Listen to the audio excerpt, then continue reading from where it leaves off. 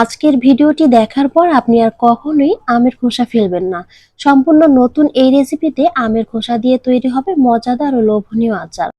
কাঁচা আম ফুরিয়ে যাওয়ার আগেই শিখে নিন সহজ ও ভিন্ন স্বাদের এই অসাধারণ রেসিপিটি।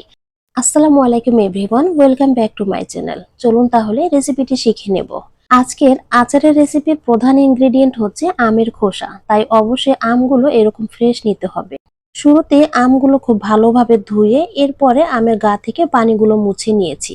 তারপরে এখন আম থেকে আমের খোসাগুলো পৃথক করে নিচ্ছি। আপনারা চাইলে এই কাজটা বটি দিয়েও কিন্তু করে নিতে পারবেন।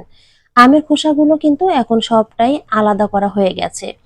এবার হাতের কাছেই আছে এমন কিছু উপকরণ দিয়ে একটা মশলা তৈরি করে নেব। শুরুতে দিয়ে দিচ্ছি 1 চা চামচ হলুদ গুঁড়া, 2 চা চামচ মরিচ গুঁড়া, পরিমাণ মতো কিছুটা লবণ আর 1/4 কাপ ভিনেগার। এ সকল উপকরণগুলো ভালোভাবে মিশিয়ে নেব।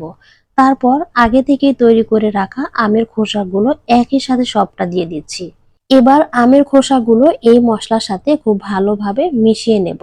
মেশানো হয়ে গেলে আমের খোসাগুলো ঠিক এরকম ছড়ানো পাত্রে একটু পাতলা করে বিছিয়ে 1 থেকে 2 দিন রোদে শুকিয়ে নিলেই ব্যাস হয়ে যাবে। খুব বেশি কড়া রোদের কোনো প্রয়োজন নেই, এরকম হালকা রোদে দিলেই কিন্তু সুন্দরভাবে আমের খোসাগুলো শুকিয়ে যাবে। 2 দিন রোদে শুকিয়ে নেওয়ার পরে আমের খোসাগুলো দেখতে এখন ঠিক এইরকম হয়েছে, আর এগুলো খুব সুন্দরভাবে শুকিয়েও গেছে। এবার এখানে 3 টুকরা দারচিনি, 2টা তেজপাতা, 3টা শুকনা মরিচ এগুলো হালকা একটু ভেজে নেব।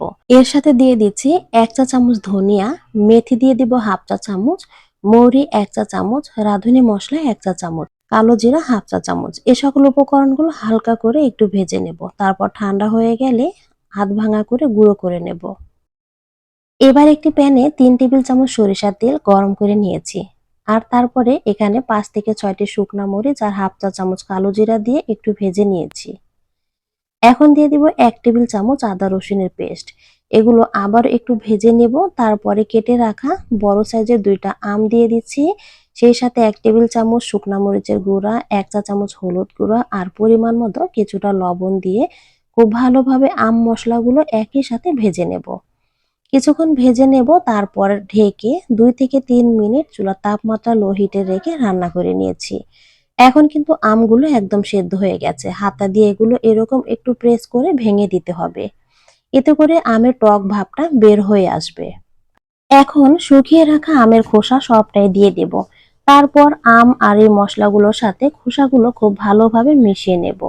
এখন দিয়ে দিচ্ছি 1/4 কাপ চিনি, সে সাথে দেব 1 চা চামচ বিট লবণ। লবণ আর চিনির সাথে এখন আচারগুলো খুব ভালোভাবে মিশিয়ে নেব।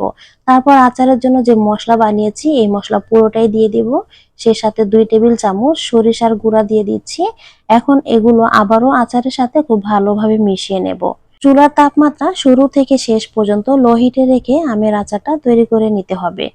আচারগুলো কিন্তু এখন প্রায় তৈরি হয়ে গেছে।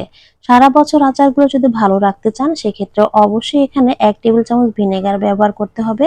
আর টেস্ট বাড়ানোর জন্য আমি চিমটি পরিমাণ টেস্টিং সল্ট ব্যবহার করেছি, এটা অপশনাল। আপনারা না চাইলে স্কিপ করতে পারেন। এখন এই আচারগুলো কিন্তু একদম খুব ভালোভাবে তৈরি হয়ে গেছে। আমি আচারগুলো সার্ভ করে নিচ্ছি।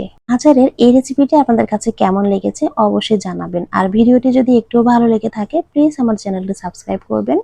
আর যদি ফেসবুক থেকে দেখে থাকেন তাহলে পেজ ফলো দিবেন অথবা একটা লাইক দিয়ে রাখবেন।